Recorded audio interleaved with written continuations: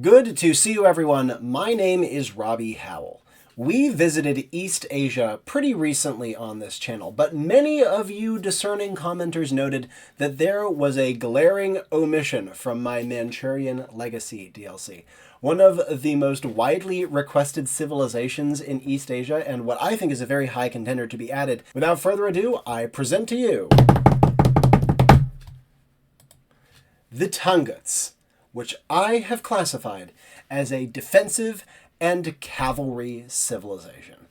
You may notice that on this channel, I do not tackle Chinese civilizations super often, though of course the TANGUTS are not Han Chinese. They are a China-adjacent civilization, and that's because I don't really trust myself to find good sources in English. This time, however, I had some help. Please give a round of applause to my consultant for this build, a viewer of the channel named Dennis, who has helped me enormously in sourcing information and checking my work. This build would have been a whole lot worse without him, so please give him some love down in the comments section below. And thanks as always to my mod squad for their consultancy. If you are new to the channel, let me give you a quick review of how I approach AoE2 theory crafting. I focus on historical authenticity, trying to be truer to history than the game currently is. I go for boundary pushing designs that are all technically implementable in data mods based on what is feasible as of now when I am recording the video. If you want to see some stuff that pushes the boundaries even further beyond what is currently possible in the game, take a look at my LAVAnte-Garde section at the end of the video. I'm a hobbyist, not a historian, so I get stuff wrong all the time. And if you want to see my sources or any image credits, take a look in the speaker notes of this presentation linked in the description below. If you want to support me, you can do so by the means shown on screen right now. And of note, this build is dedicated to my longtime viewer, William, who has shared countless Civ builds with me, including a TANGUT one. So William, thank you so much for being such a devoted viewer of this channel. You were one of my first ever exposures to TANGUT history, and as such, this video is dedicated to you. Now from here, let's dive in to a summary of TANGUT history. Who were the TANGUTS? They were a Qiangic people from what is now modern Sichuan. They are directly related to the Tibetans and originated in the easternmost part of the Tibetan plateau. And early in the AoE2 timeframe, they would migrate northwards, eventually founding the minor empire of Xixia in what is now southern Inner Mongolia.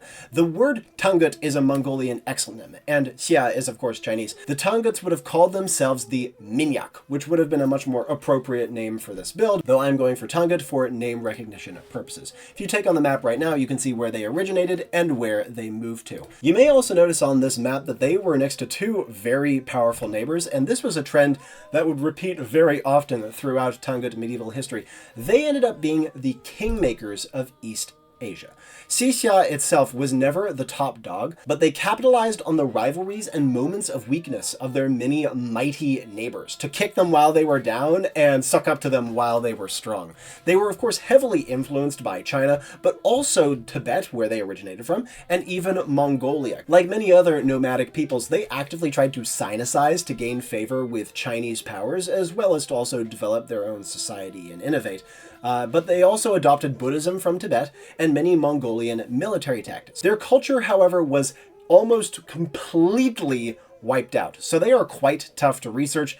As such, you're going to have to forgive me. I'm making a couple of big jumps and assumptions within this build, though I think all of them are at least somewhat founded. Moving on to a summary of TANGUT history.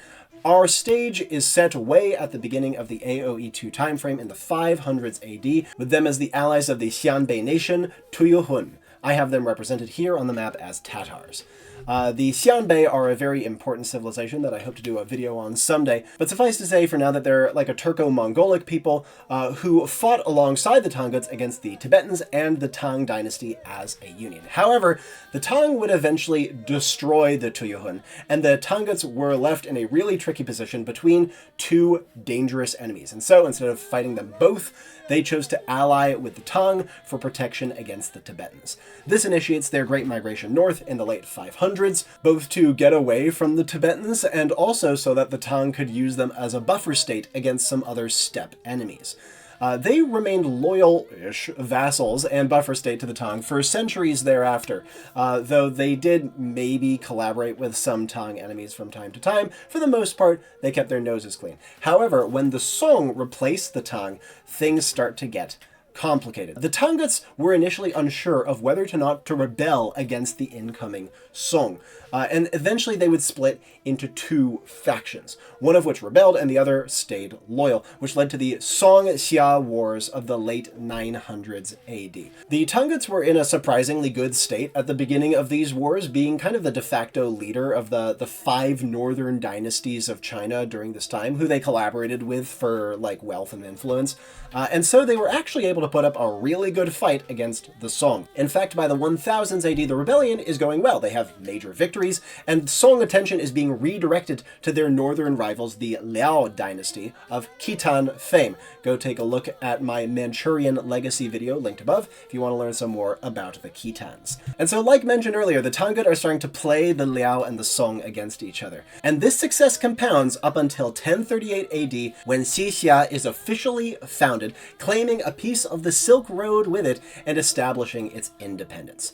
They become hugely wealthy off of this one little piece of the Silk Road, expanding their borders west as far as modern Xinjiang, the westernmost extremity of what is now modern China. And they even get strong enough to extract annual tributes from the Song, formerly their overlords. So they were doing very, very well at this period in history. However, in the 1100s AD, the Jin sweep in, the Jurchens, who you can also learn about in that Manchurian legacy video, or in my much older Jurchens video, which you can take a look at up here. Now, the Tanguts retained cordial relations with the Jin, though this relative peace would not last forever. In fact, it wouldn't even last a century, as in 1205, the Mongols came knocking, led by Genghis himself. What followed was 20 years, over which time Xixia weathered 6 full-scale Mongol invasions. They were forced to make plenty of concessions, like these were not Tangut victories. And they did make the critical mistake of insulting Genghis Khan, which made him absolutely dead set on destroying them.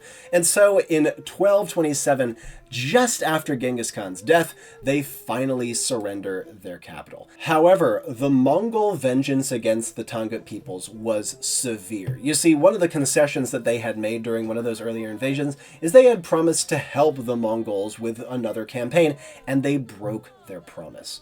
As such, to punish a broken oath, the Mongols totally obliterate the Tanguts. They massacre their citizens, they raze their cities, they destroy books and palaces and every last trace of their culture, effectively wiping them from the face of the earth. One of the only ways we even know about the Tanguts today is through the Song dynasty's own histories and the Mongols' own secret histories, because the number of actual sources we have from the Tanguts themselves are enough to be counted on one hand. So this leads to the fairly easy to answer question of where are they now? Well, in short, they are gone. The few survivors of the Mongol massacres actually integrated into Mongol society. Some Yuan dynasty officials were even reported to have been Tangut, but they were completely lost as a discrete ethnic group by the 1600s AD, and even that is an extremely late estimate, going off of some rumors that maybe some survivors founded their own Mongol-style tribe. And so this noble culture and long-enduring people were wiped from this world. However, we can still honor them today in the form of an Age of Empires build. So let's talk a little bit about their flavor, the lovely aesthetic details that make Age of Empires civilizations special. Their language would be Tangut. We do know a bit about what their language was like, given that one of the very few primary sources that remains is actually a Tangut to Chinese dictionary. However, it is very limited in scope, and as such we would probably have to supplement with some Old Tibetan to fill in the gaps, and given that they are both Tiangic peoples, this is not a huge jump to make. Their ensign is based on this Song-era shield that I found, with an outline of the emblematic Karakoto turrets at its center. It is a bit of a stretch, I'll be honest, but we have no idea what Tangut shields actually looked like, and they probably imported a lot of Chinese weapon and armor aesthetics, so this felt like a decent guess, if nothing else. From here, their architecture would be East Asian, shocker, though I will say a Himalayan set would be even better, and it may be in the works for future. and their wonder would be the pagoda of Chengtian Temple in China. This great monument was actually built by the Ciao, one of the very, very few pieces of their architecture that survives. The other surviving example being the castle inspiration, namely the walls of Karachoto, which still exist as a ruin today. They're quite beautiful, and even if they don't really look like much of a castle, I bet you a good designer could probably pull something out of this and use it as an inspiration, if nothing else.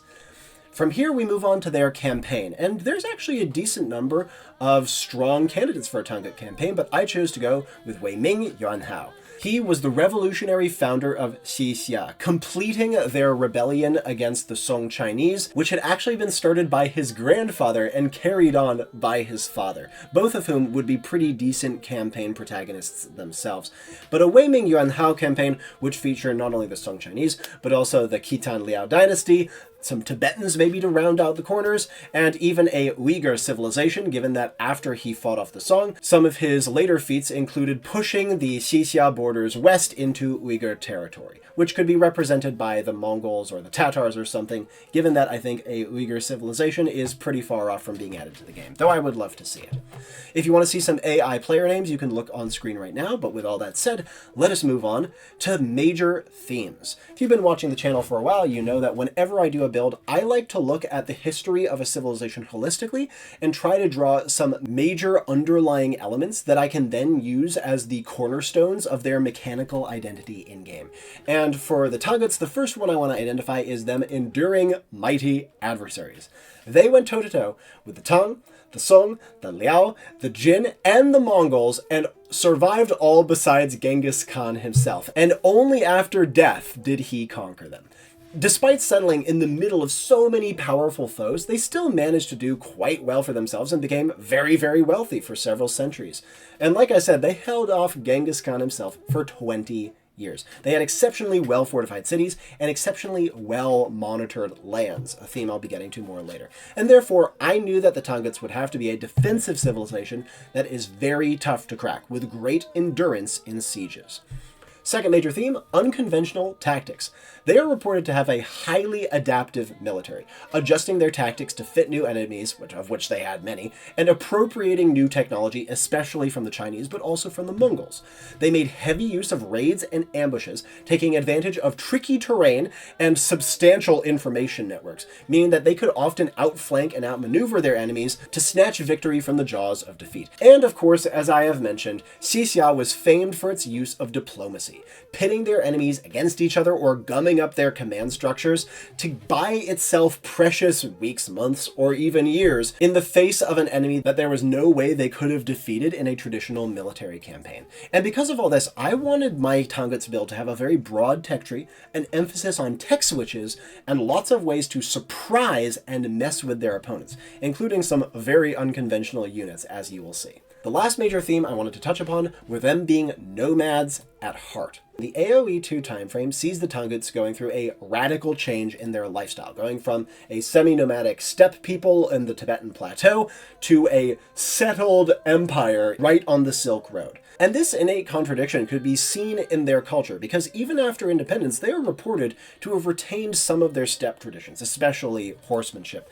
Additionally, while they grew rich off the Silk Road, they didn't develop much industry. They didn't have a massive population and seem to have relied much more on their pastoral economy rather than on their agriculture, which indicates that they didn't really capitalize on settling to the same degree that you would expect a great empire to do. And to me, this says that there was some cultural alignment with their past that they never wanted to let go of, which is a common thread that you see in many of the steppe peoples who made their way into China and left their mark on Chinese history. And so because of this last theme, I wanted them to have a loose cavalry focus and a scouting sub-theme, but a generally weak economy, which as you'll see is the civilization's biggest weakness overall. And with that, we come to the end of the history section. If that's all you were here for, thank you so much for watching. But let us now move on to the design for this civilization, how I have implemented all of this history in-game, beginning with an overview of their bonuses. The Tanguts, a defensive and cavalry civilization. First bonus. Town Watch and Town Patrol are each available an age earlier. Researching them spawns 2 or 4 free cows, respectively.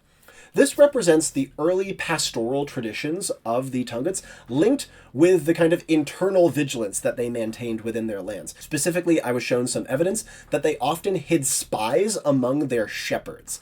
And so I felt like that was a pretty good bridge between town watch / town patrol and getting you herdables. It is also their only economic bonus.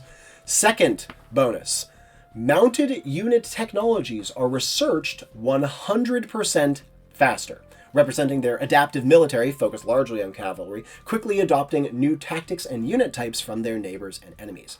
Of note, this is mounted unit technologies, meaning it's both all the stable stuff, plus things like heavy cavalry archer and Parthian tactics, cavalry armor upgrades, and even their unique units elite upgrade. Kind of a broad basket, but think of it this way. Any technology that only benefits mounted units is benefited by this bonus. Third bonus, outposts slowly heal nearby fortifications. This is based on their defensive strategies focused around knowledge of their terrain, as well as their exceptional endurance in sieges. And also harkening back a little bit to that transition between nomads and defensive empire makers I alluded to earlier. Now, the rate of this healing scales with age, beginning at only 75 HP per minute in Dark Age, but going up to 450, though it is non-stacking and is limited to a 7-tile range. Still quite impactful and a great defensive bonus. Fourth bonus, Heated Shot grants +1 range and gives affected buildings +2 attack versus siege. This references the TANGUTS' early adoption of gunpowder weapons, especially in a defensive context. They even beat the Jurchens in adopting some of the early Song breakthroughs in gunpowder technology and seem to have used it widely in their defensive fortification networks. This will also help ensure that their fortifications stay at least on par with others in late game while having a nice big spike in mid game for reasons we will see later. Fifth bonus, enemy castles are revealed. This references their clever use of diplomacy, plus their highly efficient raids that would slip deep into enemy territory and capitalize on enemies not being ready for them. You'll know when your enemy is fortifying and where they are fortifying, so you'll never get surprised by random castle fire, and can better ensure that your fast cavalry can make it to the juicy woodlines. Lastly, their team bonus. All mounted units, cavalry archers, cavalry, everything mounted, gain +1 line of sight, and camel riders are enabled for allies, though this does not include the camel scout or heavy camel. This is in reference to the nomadic pastoralism that defined much of Tangut culture even after they settled, and also their camel breeding and gifting traditions. They are reported to have given gifts of camels to the Song, Mongols, and others. And it's also fitting that they would assist their allies in getting a more versatile and rounded tech tree in addition to themselves. For regional units, you can take a look on screen right now. They have access to 3. They have access to the Scout Archer, mentioned in my Manchurian Legacy DLC proposal, the Camel Scout, which would be pretty much identical to the current Gurjar unique unit, and the Eruptor, a precursor to the hand cannon, which I describe in my Koreans remake. Go take a look at that up here. We won't be touching upon the regionals in this video, so make sure you go and take a look at the source videos that I talk about them originally if you want to learn more. But beyond that, let us move on to the Tangut unique units. They have 2, beginning with their castle unit, the Iron Sparrowhawk. This was a unit I initially gave to the Khitans way back in the day. Oopsie, that is entirely my bad. But now it's in its proper home with the Tanguts. It is a heavy cavalry unit trained at the castle for 70 food and 70 gold. With the following stats, it is very tanky. You will note that its stats are as good as a cavalier, though it is a bit slower and has substantially worse rate of fire, though an overall comparable DPS. This makes it a very scary unit, and what's scarier is when killed, it instantly transforms into a chained warhorse. So you can think of it like a Konnik. As soon as the unit dies, it's replaced with this warhorse that has a dead rider slumping on its back. And unlike a Konnik, this happens instantaneously. The chained warhorse has the following stats. Similar in many ways to the Sparrowhawk at baseline, but with -50 HP, -1/-1 armor, -1 line of sight, and only 5 attack. However,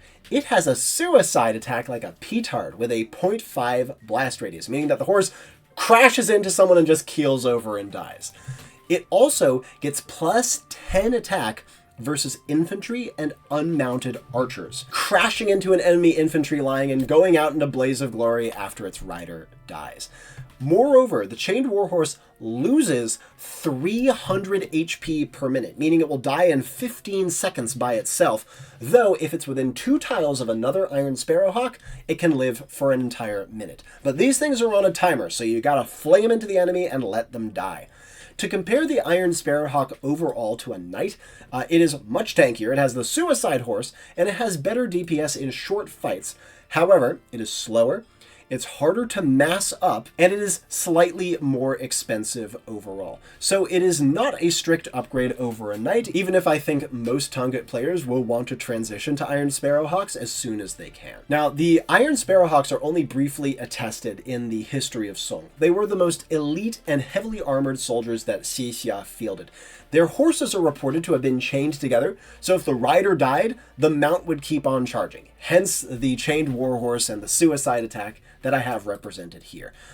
This makes the Iron Sparrowhawk much harder to counter with massed crossbows or spears, because if you clump your crossbows into a corner and they just try to shoot the Sparrowhawks to death, then the splash damage off of the suicide horses is going to whittle them down.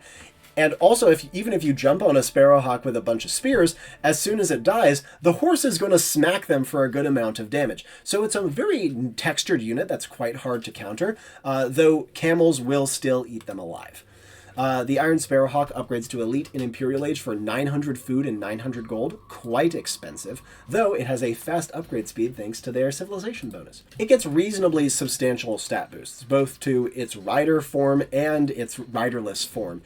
Plus 25 HP, more pierce armor, and plus 2 attack when it's mounted, and when dismounted, it also gets plus 25 HP and plus 1 pierce armor, as well as plus 5 bonus damage, though its baseline damage stays the same.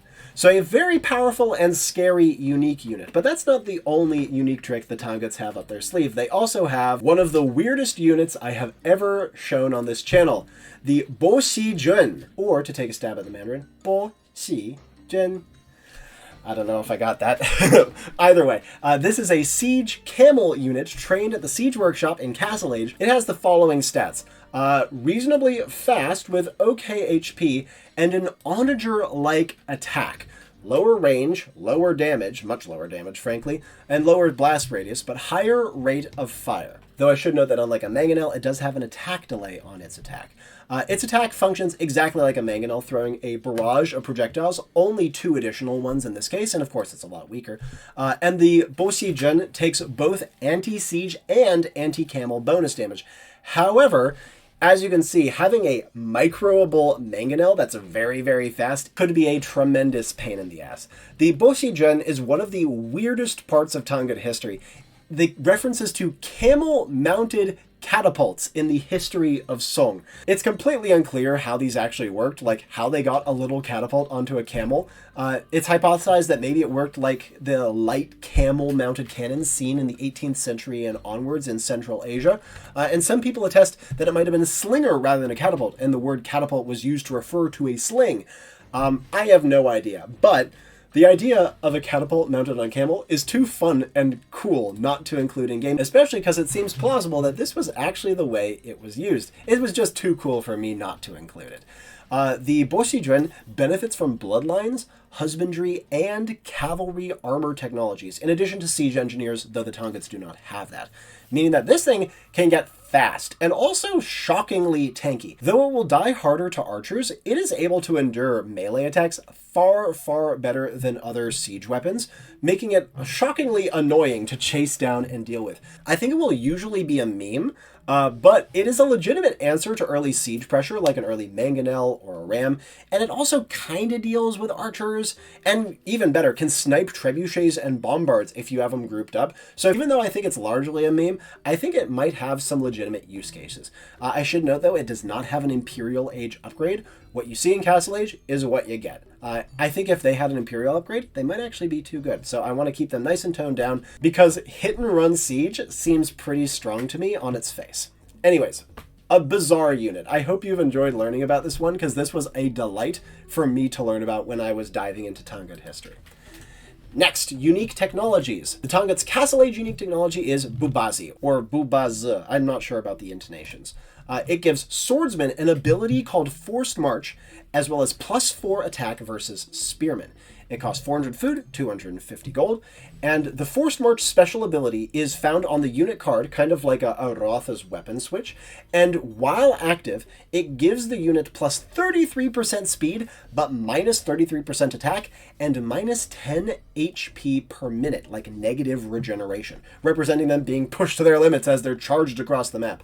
Like I said, this is toggleable like a Roth. It effectively transforms them into a micro-intensive support unit, specifically complementing your cavalry. The Bubazi were an elite infantry unit that is attested to have been used by the TANGUTS extensively, which specialized in ambushing and outflanking maneuvers through tricky terrain.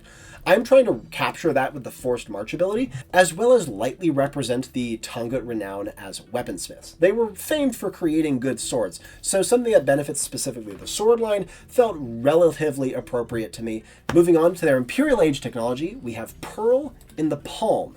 This makes all enemy military units trained 20% slower. This technology would cost 500 wood, 600 gold, quite expensive. And Pearl in the Palm is one of the few surviving TANGUT manuscripts. It's the one I mentioned earlier, that TANGUT Chinese dictionary.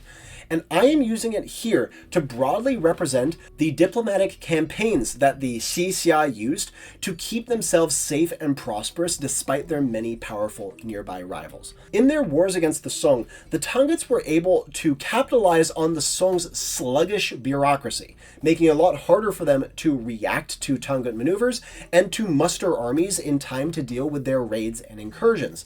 And as such, having a blanket penalty to enemy train time feels like a great way to show how the TANGUT people were able to take advantage of these slower, more unwieldy states. This one might be unpopular, but I really love it, and I think the grounding is there for it.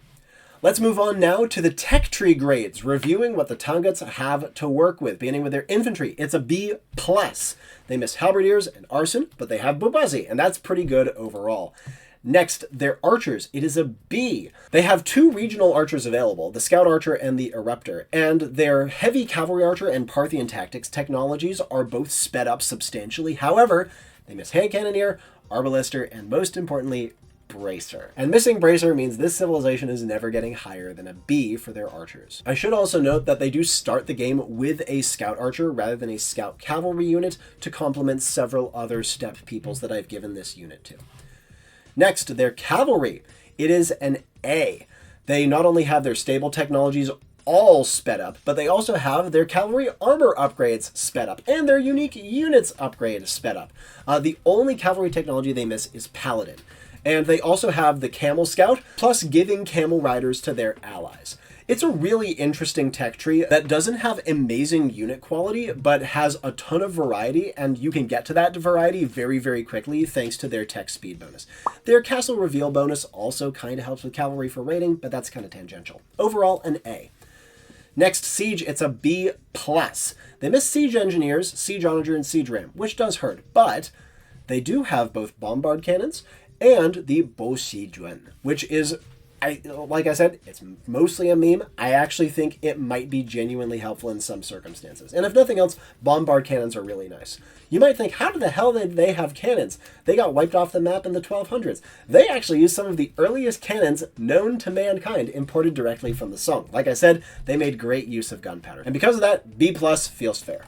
Next, defenses. It is an A. Yes, they miss Bracer, which sucks, and they miss Bombard Tower. However, missing Bracer is largely compensated for by their Heated Shot bonus, which gives them a huge power spike in Castle Age and helps them stay relatively even in Imperial Age. Plus, they have outposts that repair their defensive buildings, early available Town Watch and Town Patrol, and extra eco on Town Watch and Town Patrol to boot. Plus, I think that Pearl in the Palm is largely a defensive bonus, though you can use it in many ways. And with all of that put together, plus kind of the Castle Reveal bonus to show if your enemy's doing a castle drop, I think an A makes sense. Next, their Navy. It's one of the worst of the game. No Bracer, no Galleon, no Cannon Galleon, no Shipwright. It's a D. It's garbage. Next. You could maybe justify them getting Cannon Galleon now that I think about it. Economy. It is a C. Town Watch and Town Patrol giving you cows is an economy bonus, but you have to pay for those technologies in food to get food out of them through herdables. So I don't think it's a great economy bonus, just kind of marginally useful. And they miss a lot of late game eco technologies. I cannot give them anything higher than a C. A C- might be better. Next, they're monks. It's a D. It's garbage. They don't have sanctity or redemption. Say no more. And on that depressing note, let's take what we've learned about their tech tree to discuss their game plan. How do I imagine the average game playing the TANGUTS would go? Well, their early game, I think, is quite good. I give it an A-. They have a little bit of extra food, they have their line of sight bonus for benefits and scouting, and they have faster bloodlines. And all that put together means they have good scout rushes, if not great scout rushes. They also have access to way more feudal units than normal, thanks to them having access to both the scout archer and the camel scout, which gives them just fantastic variety. And they can even hold off early pressure by using outposts to heal up their palisade and early stone walls. So overall, I think their early game is quite good. I give it an A-. Next, their mid-game, I also give an A-. They have a fantastically broad tech tree, and their fast techs enable great timings and lots of ability to tech switch. They have arguably the best Castle Age fortifications in the game, because their heated shot bonus kicks in Castle Age, and will give their castles 11 range in Castle Age. Quite nice. And all that being repaired by outposts.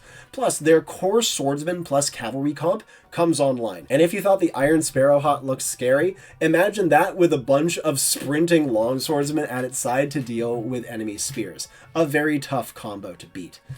However, in late game, things take a nosedive. I give them a C+.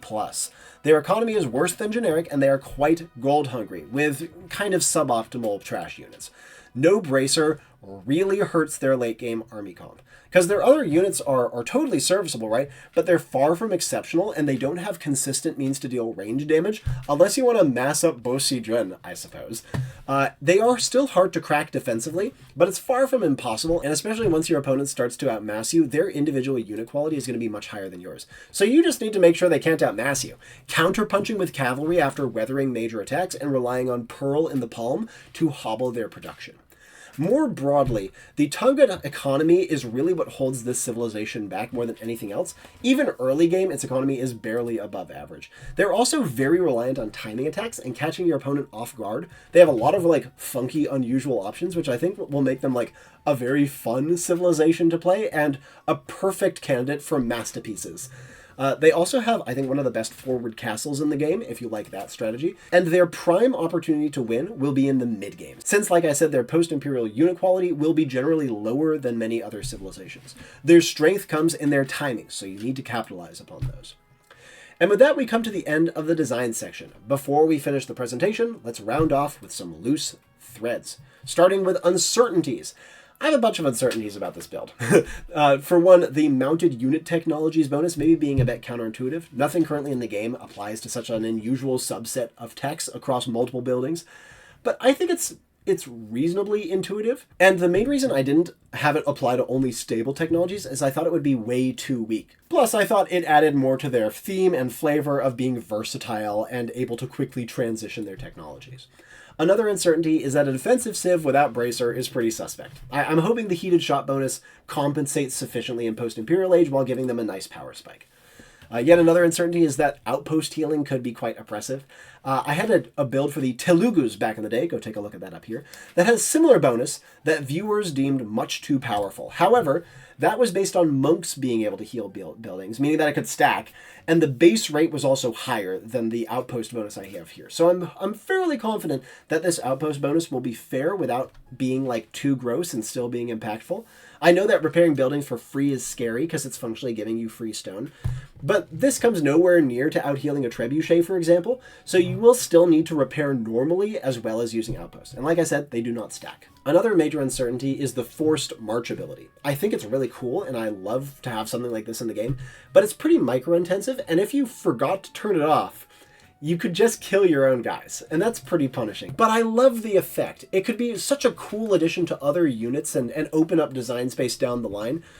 I wish I could give it a cooldown, though, to prevent stutter steps, so you can't just be like, force march, run away, unforced march, shoot the guy, that sort of thing. Fortunately, it's on an infantry unit for now, so that matters less, but for future, that could be nice to have. The one way I thought it could work to, help it not just accidentally delete your whole army could be to have it last for only like 30 seconds at a time.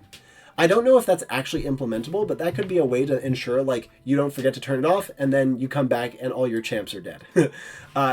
Ideally, I'd love to have the HP drain only apply when you're moving, but that's not doable in data mods as of now. So maybe down the line. Last uncertainty I want to touch upon is Pearl in the Palm. I am certain it will be controversial. People hate penalty effects like this, and I always get pushback when I propose them, but I love penalty effects, and I think they make for really important and useful design space. I'm also hoping that this effect will be invisible enough to pass. You might notice that your units aren't coming out as fast as usual, but it won't be as feels bad as like your units doing less damage or something like that. This bonus is way stronger in team games because it applies to all enemies. So if it ended up being OP in team contexts, maybe we could have it scale down based on how many enemies you have, which I believe is implementable. Last thing I want to touch upon were some alternatives. I think there's only really one, which is making it so that the mounted unit technologies bonus only affects stable techs, but makes them research 200% faster. So 3 times faster stable techs. Would it be sufficient? I don't know. I don't think it would be overpowered, though 3 times faster is scary when I say it aloud. I just think the current one is a little bit more fun. I don't know. What do you guys think? And with that, we move on to the final section of the build, the LAVAnte-Garde section. All of the wacky ideas that can't really be done in the game as of now, but I wanted to touch upon.